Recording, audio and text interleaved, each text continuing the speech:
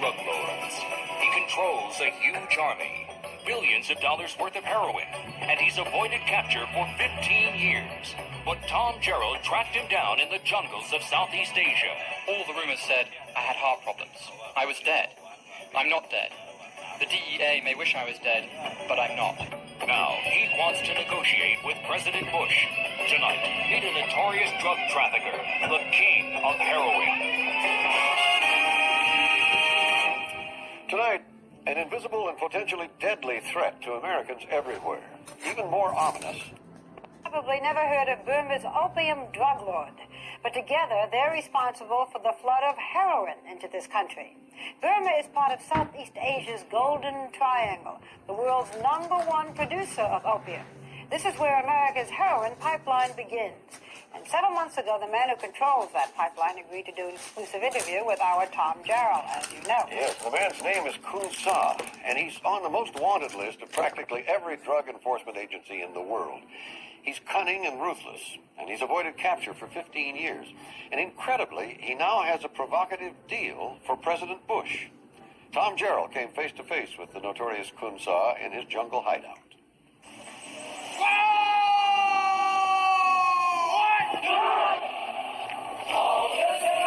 Hidden in the jungles of Burma is an army, 15,000 strong. These men are training for combat like soldiers everywhere. Only this is a private army, financed by drug money. Its mission? To protect a drug empire. Their leader is General Khun, an opium warlord, known as the King of Heroin. President Bush may have the button for nuclear weapons, but I have the button for opium. My opium is stronger and more potent than your nuclear bomb. It's enough that I just feed you this poison. Why should I do anything else?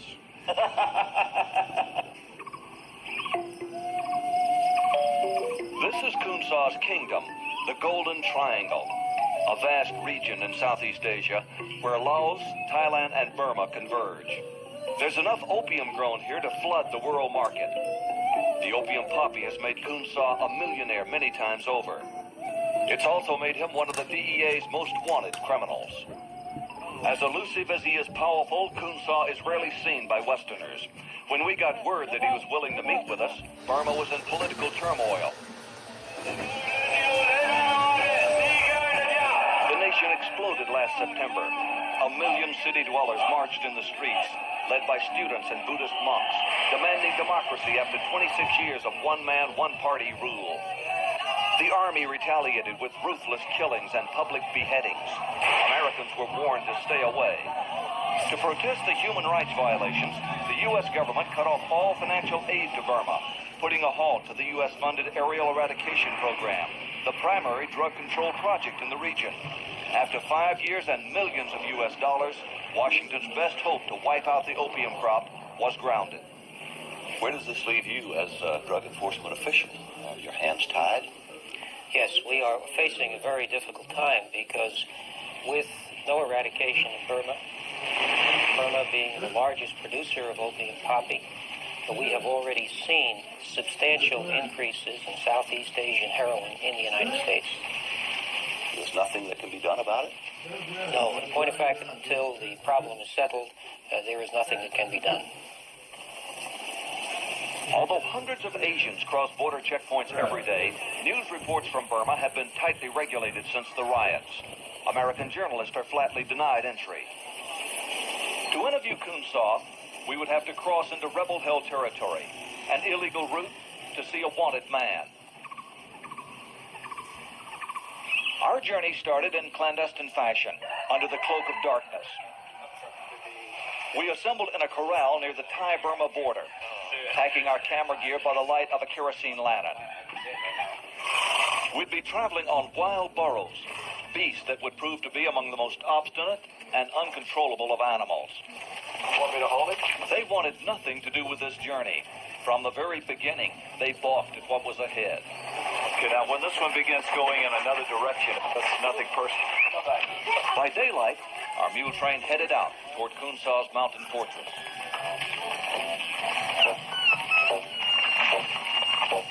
To avoid being spotted, we used an isolated trail to bypass the Thai checkpoint. We easily slipped into the jungle, disappearing into the heavy forest. Hour after hour passed as we traveled across rocky streams and hidden trails, totally dependent on guides who spoke no English. It's along these very unmarked trails that Khun Sa's opium is transported into Thailand in mule caravans like ours. It's a no man's land, populated by smugglers, bandits, and Burmese army patrols. It was late in the afternoon when we came across an outpost of the Shawn United Army, the first sign of Khun Sa's troops. We found it to be heavily fortified, surrounded by sharp punchy sticks. Armed soldiers remained constantly on alert, watching the jungle trails below to make certain no opium caravans passed through their territory without Khun Sa's permission. Unarmed and conspicuous, we continued on with our renegade journey toward our appointment with the Opium King. Our concerns about bandits disappeared with the vanishing light. Our worry now was simply reaching camp before we and our gear were lost forever in the jungles of Burma.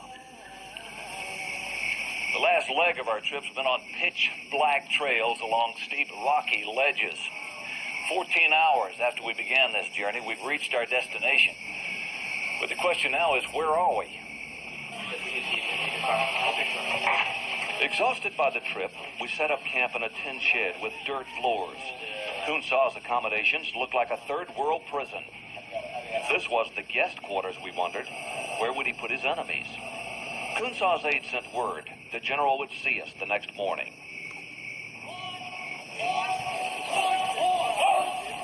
The day broke like rolling thunder, an army on the move, their cadence echoing through the mountain valleys.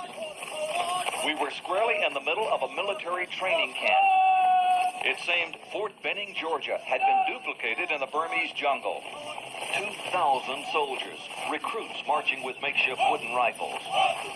In 3 months, they will join frontline soldiers who are patrolling northern Burma, protecting their drug empire against rival opium traffickers.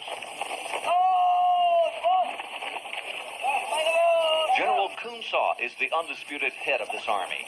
He's operated here in Southeast Asia for 20 years. The son of a Chinese warlord, this 55-year-old renegade has become a legend for his shrewdness, toughness, and longevity. The sign over his headquarters defiantly reads, "Blood and Guts." Much has been written about you, Khun Sa. For example, here's a wire service report of 1985 that says, Khun Sa, the Burmese opium warlord, died of diabetes on Wednesday. Are you Khun Sa?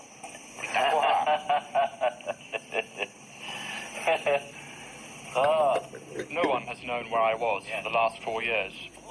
Not the CIA, or the DEA, or even the KGB.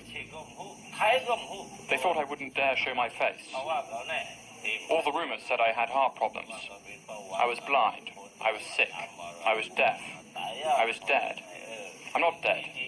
The DEA may wish I was dead, but I'm not. There's a reward for you, a price on your head. How many assassination attempts have you survived?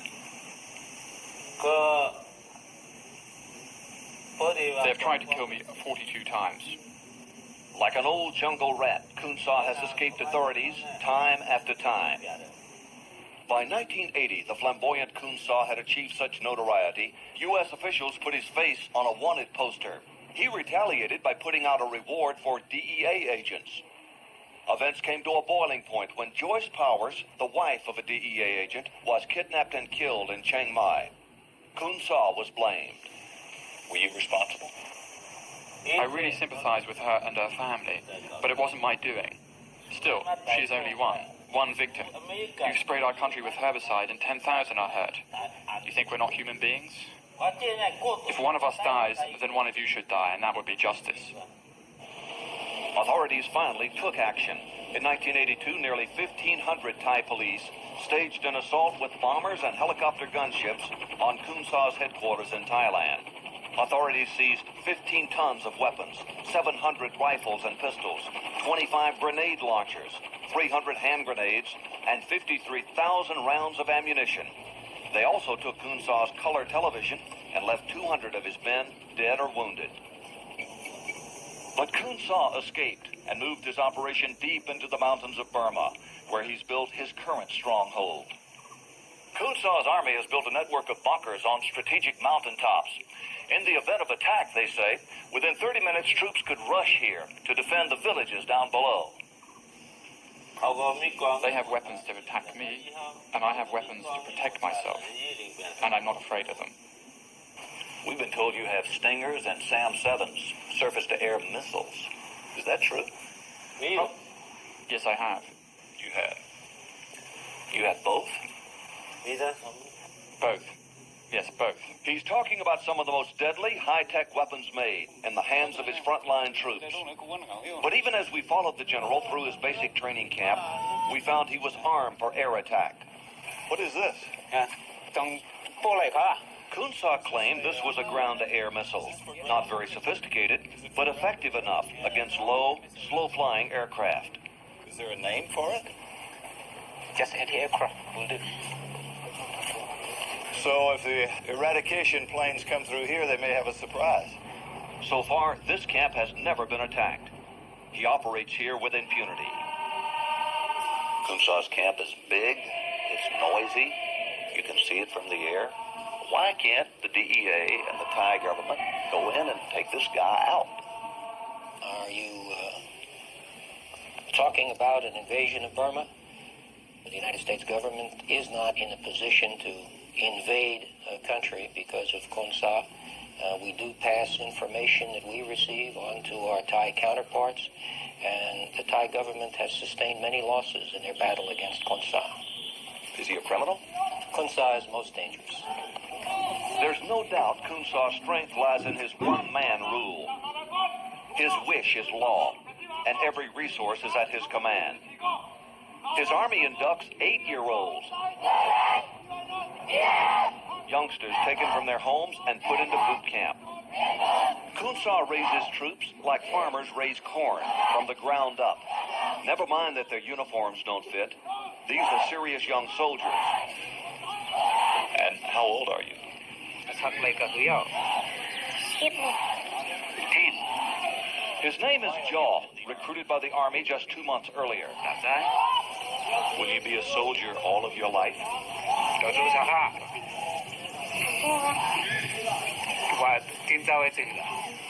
I don't know. He hasn't decided on it yet. There are more than 700 boys here in camp. Khun Saw says they won't be sent to fight until age 16. Their families have sent them here, some say under pressure, to be whipped into shape. The Army becomes their new family, and Khun Saw, their guardian, their father, their future. When they become older, I'll use them like Hitler used his Hitler Corps. He'll use them as Hitler's troops? I hope he's joking. To feed, house, and arm these soldiers is an expensive proposition. But there appears to be no shortage of money. Khun Saw's military budget comes directly from one source, the poppy fields, which are flourishing. The crop will double this year. The native people have used opium for generations, smoking it as an intoxicant. But the big demand lies beyond the borders of Burma. There are no highways or rail lines or airports around here.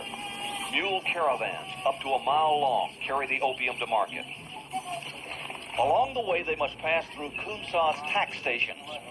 The leader of each caravan must stop and produce cash for Khun Saw's tax collector in order to continue safely. In street terms, it's extortion, a shakedown, payoffs to do business in an illicit product. What is your message back to American mothers who might say, Khun Saw, stop killing our children? You come and tell us, don't grow opium. Do you think we are your slaves? If we don't grow opium, we cannot eat. My people don't know it's sold to America. All they know is after they sell the opium, they have money to buy grain. If Khun Saw had the power and said, you can't grow wheat, would you still have bread to eat? Back in Washington, Congressman Charles Rangel, chairman of the House Committee on Narcotics, has followed Khun Saw's activities for years. You don't buy that at all? There's no limit to his appetite, and I'm certain that he's not involved in the production of drugs in order to provide a better way of life for his people. He deals in the sale of drugs, which is death on the installment plan, and he doesn't care who gets hurt. He's a bandit, he's a criminal, he's an outlaw, he's a drug dealer. He says that he is a man of the people. While we were there, he showed us a monastery that he had built, schools where children are speaking English. His people, he claims, see him as a Robin Hood who's taking from the rich and giving to the poor. Is that the real Khun Sa, or is that a public relations image? He's a very good PR man, as most major traffickers are. The major interest of a major trafficker is to keep the people behind you, because the people then will protect the trafficker and the trafficker's interests. So it's just good business? Good business, by a very astute businessman. The general, in fact, has a business deal in mind for the U.S., a provocative deal, one he hopes will allow him to shed his reputation as an outlaw and become a respectable leader. I have a mission which would cause the people of the world to rejoice. That is, to eradicate opium. If you have cash to pay me, I'll give you all the opium produced in the country. You can store it in a warehouse, or burn it, or throw it in the ocean. You can do what you want with it. But you also need to help my people grow another crop, and help them build roads. Those are the conditions I ask for. Like a politician on the stump in America, Khun Sa demonstrated how his plan could work, proudly showing off rabbits and pigs, which he claims could be raised as an alternative to the opium poppies. You want this to be the opium of the future, huh? All kinds of farming. At issue, of course, is whether pigs could ever be as profitable as the opium crop. Should the Bush administration agree to this plan, what's the cost? Here's today's price. With Khun Sa's staff, we calculated his numbers. The price would be 48 million American dollars each year. That's an enormous sum until you remember that 200 tons of heroin would sell for more than $36 billion on the streets of New York. Last year, the DEA, FBI, and U.S. Customs combined seized less than 8 tons of heroin, a fraction of what Khun Sa says he'll turn over. If Mr. George Bush doesn't throw it in the wastebasket like the others, I would really like to do it. Khun Sa says he'll turn over all the opium that's grown in his region for a price. $48 million a year for 6 years. And he pulls the plants out of the ground very dramatically to show how he would eradicate it. Is that a viable deal? First of all, when you're dealing with a bum, you have to find another bum to deal with him. And it would be illegal and violate every principle that we have in the United States. Pull it all up, huh? Second, bums that try to blackmail and shake down people are not satisfied just with 5 or 6 payments. In the past, we've been forced to deal with criminals, with traffickers, perhaps under the table or on the side. Are there any circumstances, any possible arrangements where the U.S. would do a deal with a Khun Sa? None. We stand to benefit nothing by acquiescing to his demands. You can't pay criminals to stop criminal activity. To catch a thief, you must use a thief. You have dubbed me the Opium King. Why don't you approach the king? If you keep doing things the same old way, then you can carry on for another 90 years, and you will never succeed in stopping my heroin. That is an extraordinary interview. I'm glad you're home safe. But, Tom, he does have a point. I mean, you shouldn't deal with terrorists. On the other hand, good guys don't have opium fields. I would think that there would be 50 Americans who would privately be able to raise $1 million each and pay him off. As a matter of fact, Barbara, even tonight, one private businessman, we can't give his name because we agreed not to, is